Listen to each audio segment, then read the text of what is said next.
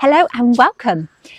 If you've ever strolled through the village of Haworth, with its cobbled streets, stone cottages, with those sweeping views out to the moors, it's easy to fall in love with its charm.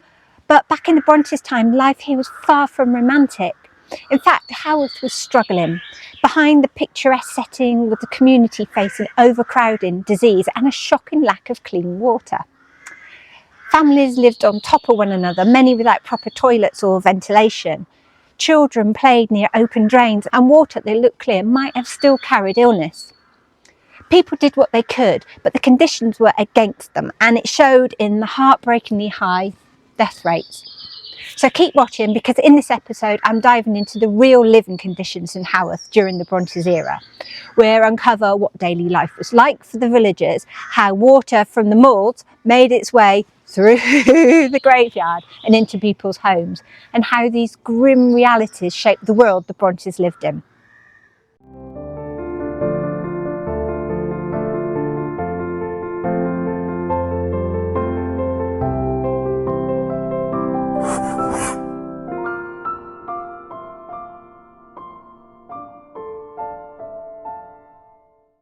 So let's talk about the famous water. Haworth's main water supply began up on the moors, fresh spring water that should have been cleaned. But here's where it kind of all went wrong. Before reaching the village, that same water flowed straight through the church graveyard. Now, we're not talking about few graves here. It's estimated that there's over 42,000 bodies were buried in this graveyard, packed tightly together over the years with very little drainage between them. Some were buried just inches below the surface. I mean, it doesn't take much imagination to realise what happens when water seeps through that amount of decomposing human remains, especially when there's no proper sanitation in place.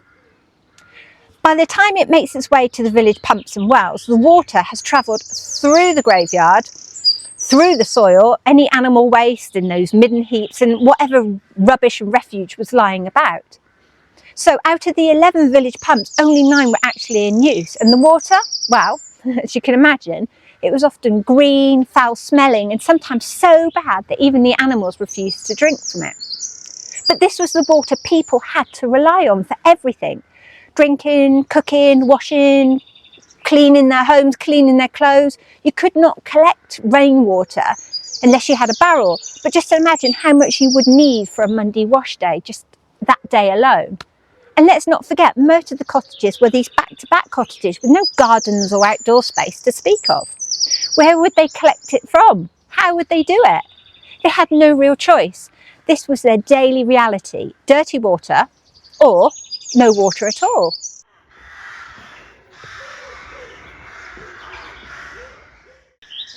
I can't believe I am sat here in just a shirt. It feels like only a few weeks ago that I was sat in another churchyard wearing a hat and moaning because my hands were cold and needing all those coats. But today, Mother Nature's, she's done herself proud. Look, I've got a shirt on.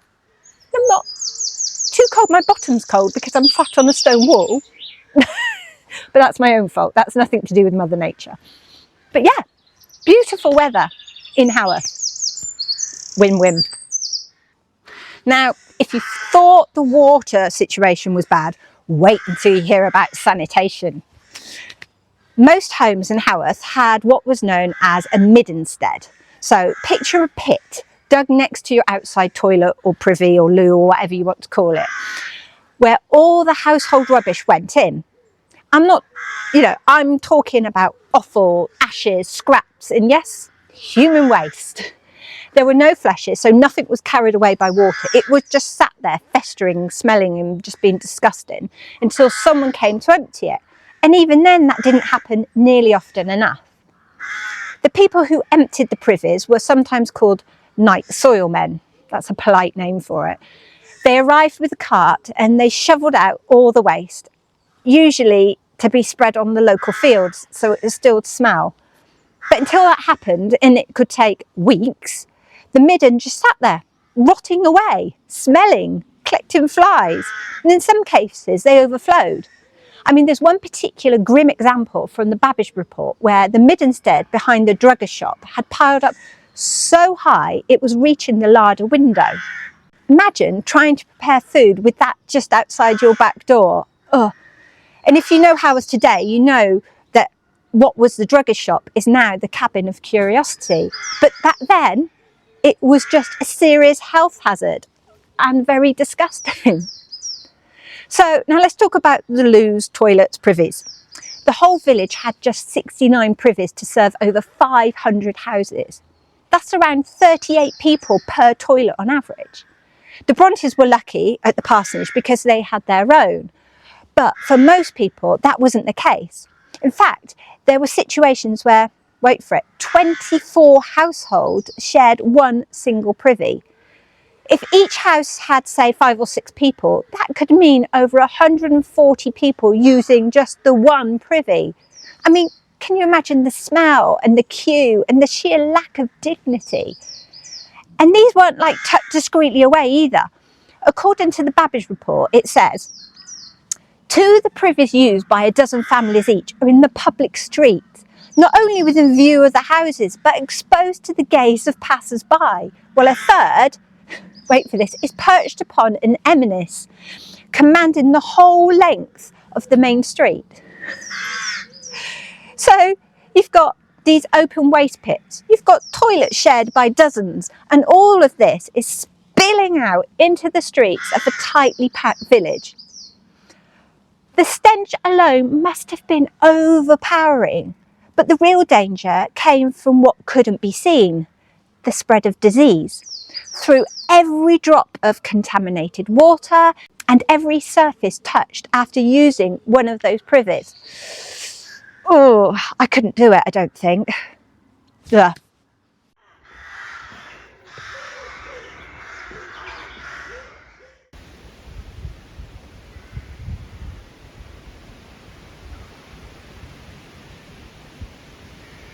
And while we're on the topic of privies, I just had to show you these new toilets that have been built for visitors to the Bront Parsonage. I know it's not my usual content, but just look at them. They're spotless, modern and very much needed in the village. Honestly, the people of Haworth could have only dreamt of such a thing back in the Brontes' time. A flushing toilet? Oh, what luxury. And yes, just for you, I made a complete fool of myself taking photographs. I dread to think what passers-by assumed I was doing, but I thought it was worth it just to show you.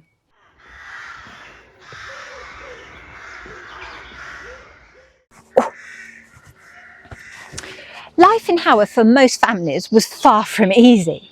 In the 1840s, the village had 509 houses, homes to around about 2,500 people.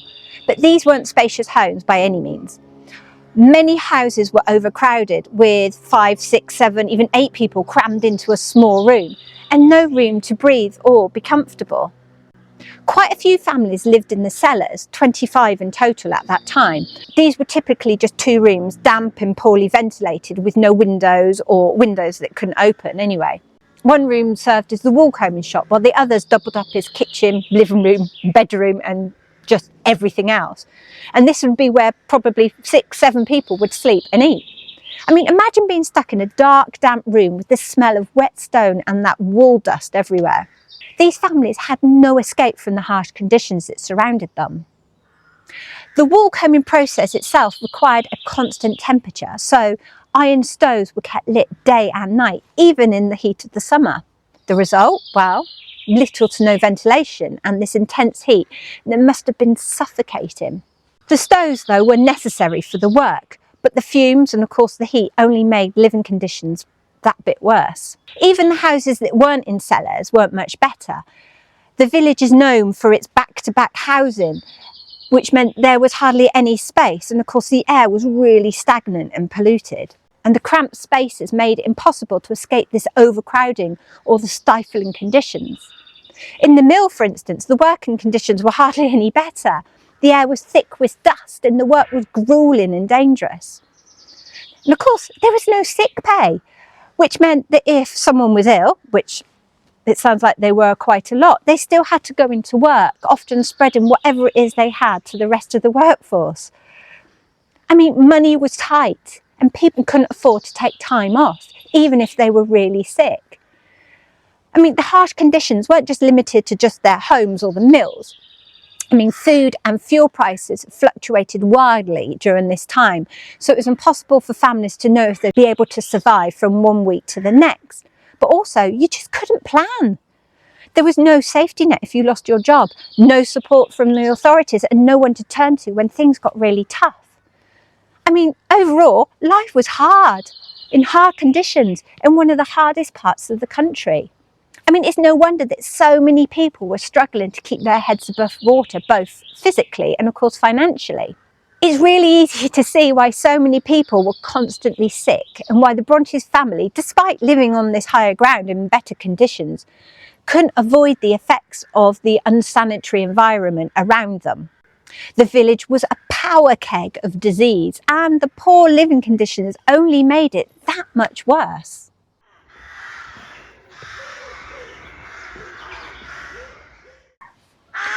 Oh my goodness, this crow is not happy. I feel like we're having an argument. We're trying to out-talk each other. See? What's wrong, crow? It's gone shy now. Yes. Ha ha ha. My turn to talk now, Mr. Crow. Where were we? Now let's talk about the water crisis in Haworth, because that's exactly what it was. By the time of the Babbage Report, piped water was only reaching 30 to 40 homes in the whole village. Every other house had to rely on just two public wells, the head well and the brig well. The head well was located just towards the western end of Well Street, a street that's no longer exists, but used to run between, let me get this right, West Lane and Ginnell. This well was especially bad during the summer months. The water supply would slow to a trickle, so people would start queuing as early as 2 or 3 in the mornings on Mondays just to get enough water for the week's wash. Can you imagine that? I mean, imagine having to get up that early just to get the water for your basic needs. And the water itself wasn't much better. It's not like you were getting a premium brand. The supply was often green and putrid, so bad that even the cattle that was brought to drink from it would turn their noses up in disgust. It's hard to fathom how people had no choice but to drink and use this contaminated water for everything, cooking, cleaning and washing. In addition to the wells, there were 11 water pumps scattered across the village, but only 9 were actually in use. These pumps, much like the wells, often failed to meet the needs of the residents. The water they supplied was sometimes just as bad in quality as the well water. With so few functioning pumps, villagers was left with very little choice but to make do with whatever water they could get, even if it meant using the water that was dirty and unsafe. The brig well, which was located further down Main Street, wasn't quite as bad as Headwell. However, it still suffered from a limited supply and questionable quality. Like the Headwell, it was just another source of water that the villagers had to rely on, despite the constant risk of contamination. With the water sources so unreliable and contaminated, I mean, it is no wonder disease like cholera and typhoid were just common. People in Haworth were literally drinking water that had been tainted by everything from human remains, human waste, animal remains, animal waste, everything you could think of, making it the perfect breeding ground for illness.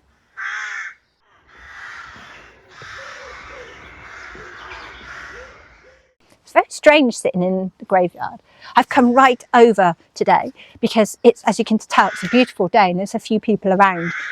And I had thought I'd be brave and try and film in town amongst the cobbles where all the pumps and things probably were. But I chickened out because there were people walking about. And you know, I kind of like to do it in private. Which is mad when you think everyone watches this anyway. I'm okay if people watch it on the video, but I'm not if they watch me while I'm filming. Can't work that one out.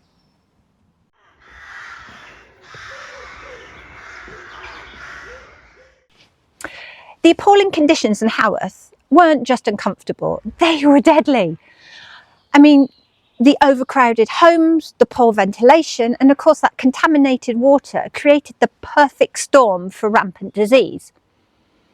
In In fact, the Babbage Report didn't sugarcoat things. It revealed that the mortality rate in Haworth ranged from 19 to 30.6 deaths per 1,000 people. To put that into perspective, the higher end of the range is a rate of mortality you would usually find in the most unhealthy places of the time.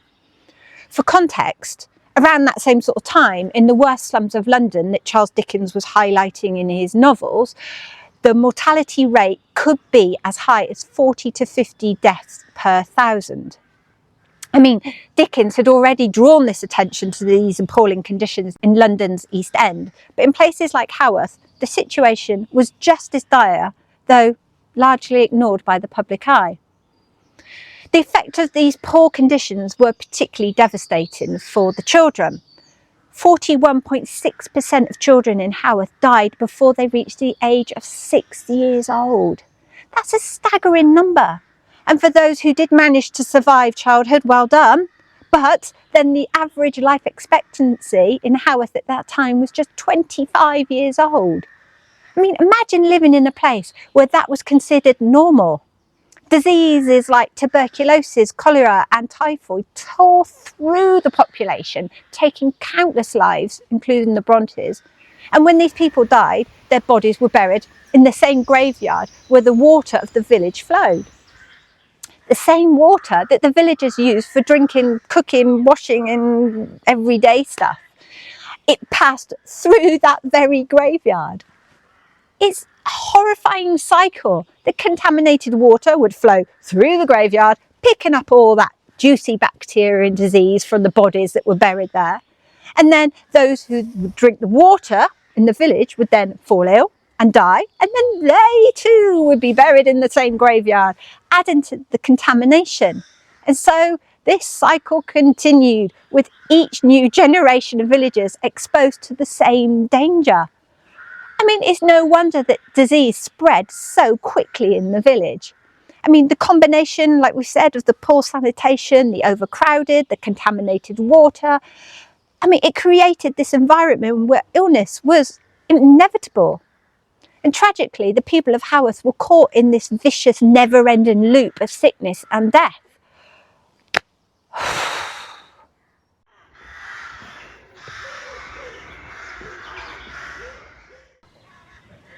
So I'm just down in the graveyard, sat on the bench by the back entrance to the church, and it just made me realise the height difference between the parsonage, and then if I spin round,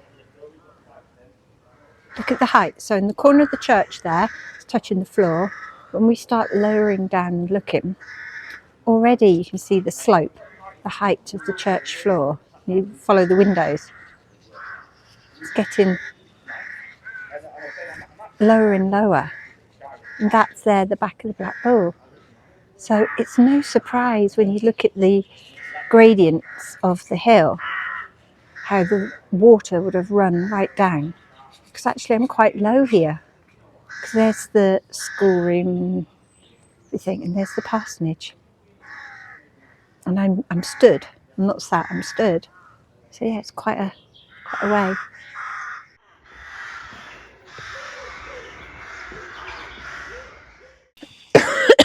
I've inhaled a fly. Excuse me. Oh, you know those little annoying ones that just buzz around your face. I took a big breath, and I think I've inhaled it. At least I don't need to worry about the flies sitting on rotting matter now. Well, there might be something dead in the hedge, but less of a risk than if I was sat here in the 1840s. I mean, you wouldn't though, would you? You wouldn't want to sit in this graveyard, especially in the 1840s. It would have been pretty grim. Now, we've talked about just how bad things were in Haworth, but it's important to remember that not everyone just accepted it. One person refused to stay silent, and that was Patrick Brontë. Yeah, you go, Patrick.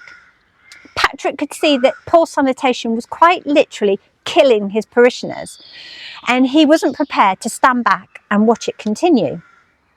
He began to write repeatedly to the government, pushing for action, and it took time, but in April 1850 his efforts finally paid off. A government inspector was sent to Howath to carry out an official investigation.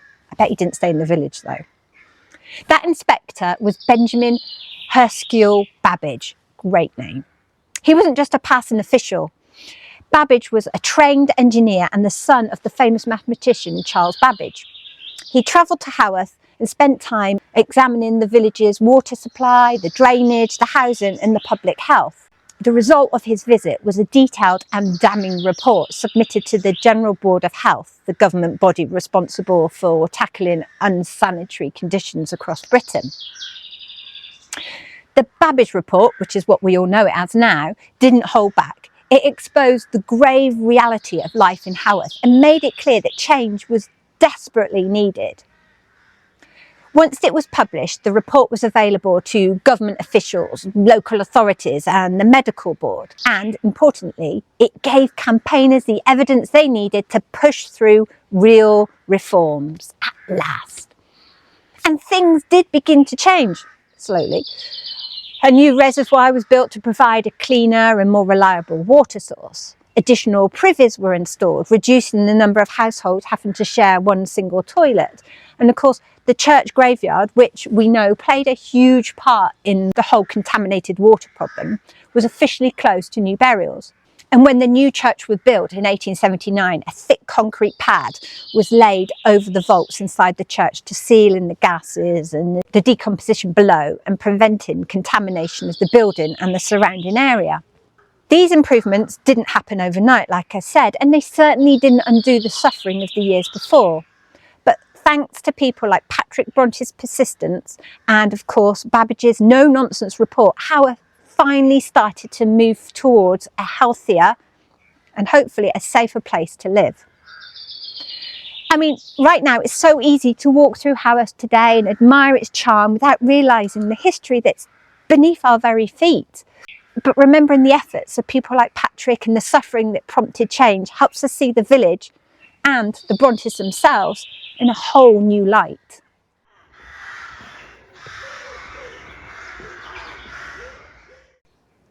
I just wonder, where I'm sat now, how many people are just in this small ratio of where I am. I mean,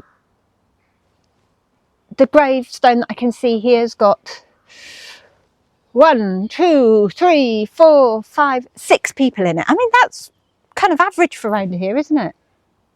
Just crazy. They're probably all listening to me. What's she going on about? This is all we knew. This was normal. Now, it's true that the Brontës were a little better off than many of their neighbours in Haworth. Of course, they lived in the parsonage, which sat slightly higher up on the edge of the moors and had a few advantages. For a start, they had their own privy. That must have been nice, which meant they didn't have to share with half the village. And the water in their well came straight from the springs on the moors, which was likely cleaner and a little bit more palatable than what the villagers were getting down in the pumps in the village. I mean, that's not to say they weren't cut off from the danger, not at all. The parsonage, as we know, backed directly onto this very graveyard, and they could see it from their windows. I mean, thousands of people were just buried a few feet away in overcrowded graves, as we know, without proper drainage, and the rain would then soak through the graveyard and it would pick up all sorts of... Anyway, we've talked about that, but they could see it happening from their very window, and that must have been hard for them. And think about it. Every time they would, say, walk down Main Street to get paper or shopping, they would pick up all the filth on their boots and on the hem of their skirts. I mean, there was sewage, there was refuge, there was animal waste, there was all sorts. And it was there in the street. And they'd have brought it back with them, whether they meant to or not, on their shoes and their skirts. And then, of course, you've got Patrick. He was visiting the sick in their homes and then often walked from house to house. He'd have been directly exposed to illness, and he'd have brought that exposure back into the parsonage too. And of course they went to church, and in church the whole village would go, and the whole family would have to sit side by side with villagers who were coughing and sneezing and goodness knows what, and spreading goodness knows what. But there was no getting away from it, is what I'm trying to say, because things like their food, it couldn't be completely safe. They'd have eaten meat and produce prepared by local villagers, possibly handled with dirty hands or hands washed in contaminated water, or maybe even stored in less than sanitary conditions. So yes, the Brontes had a bit more protection than most, but they were still very much part of this village. And in a place like Haworth, no one was ever truly safe from what was in the air, in the water, and of course the ground beneath their feet.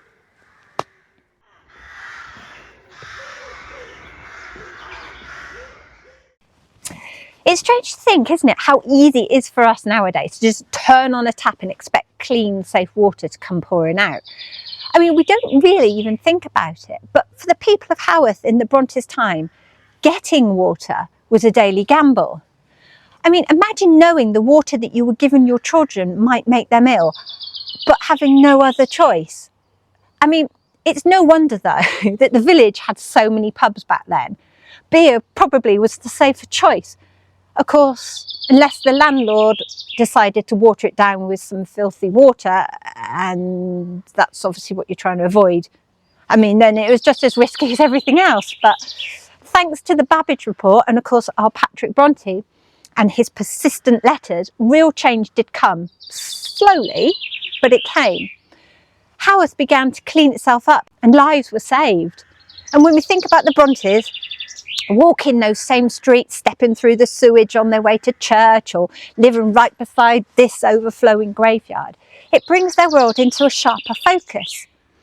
These weren't remote, delicate figures writing from a place of comfort. They were living in the thick of it, and their writing, full of wit and passion, it kind of reflects how raw and real life could be.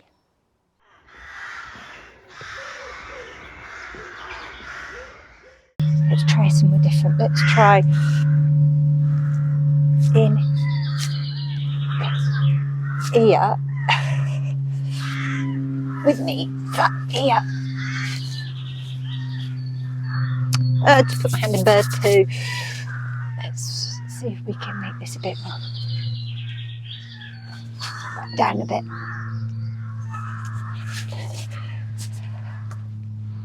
Yeah, let's see what that's like.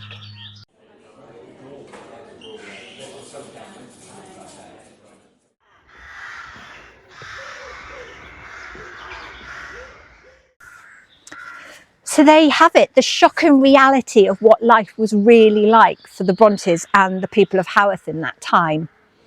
Quite a few of you have asked for this video. After my tree video, I'll put a link somewhere where I talked about how they help filter the graveyard. A lot of people wanted to know more about the water problem here in Haworth. So I hope this answered your questions. I've really enjoyed making it as well. I got really, down a rabbit hole, as you can imagine. So thank you for that suggestion. If you've got any of your own thoughts, pop them in the comments. I'd love to hear what videos you would like to see.